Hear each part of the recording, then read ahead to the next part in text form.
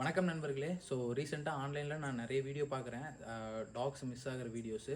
So husky, boxer, Shih Tzu இந்த மாதிரி நிறைய ப்ரீடட் டாக்ஸ் வந்து அபண்டண்ட்டாக இருக்குது. ஒரு பெட் பேரண்ட்டாக நாம் என்ன பண்ணணும், சப்போஸ் நாம் அப்படி ஒரு டாகை பார்க்குறோம் அப்படின்னா நம்ம ரெஸ்க்யூ பண்ணி நம்ம என்ன பண்ணணும் அப்படிங்கிறத பற்றி தான் இந்த வீடியோ. ஸோ இந்த வீடியோவில் நம்ம மெயினாக பேச போகிறது என்னென்னா மைக்ரோசிப்.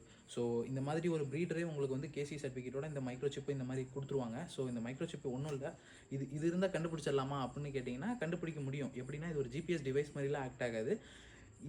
இதில் வந்து ஒரு டிவைஸ் இருக்கும். இந்த டிவைஸில் ஒரு யூனிக் ஐடென்டிஃபிகேஷன் நம்பர் இருக்கும். ஸோ இந்த டிவைஸை வந்து டாகோட பாடிக்குள்ளே இன்ஜெக்ட் பண்ணிடுவாங்க. ஃபார் எக்ஸாம்பிள் நம்மளோட ஃபியூரியே மிஸ் ஆகிட்டான்னு வச்சுப்போமே, அவள் வந்து ஒரு நல்ல ஒரு ரெஸ்க்யூ டீம் கிட்டே கிடச்சிட்டா.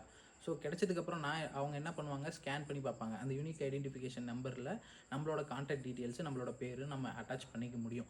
ஸோ இது வந்து நிறைய பெட் பேரண்ட் தவறுற விஷயமே என்னென்னா, ஜஸ்ட் ப்ரீடர் வந்து மைக்ரோசிப் கொடுக்குறாங்க. அந்த மைக்ரோசிப்பை டாகில் இன்செர்ட் பண்ணால் அதோட கடமை முடிஞ்சுன்னு நினைக்கிறாங்க. பட் அதோட அந்த மைக்ரோசிப்போட யூனிக் ஐடென்டிஃபிகேஷன் நம்பரில் நம்மளோட பர்சனல் டீட்டெயில்ஸை அட்டாச் பண்ணணும்.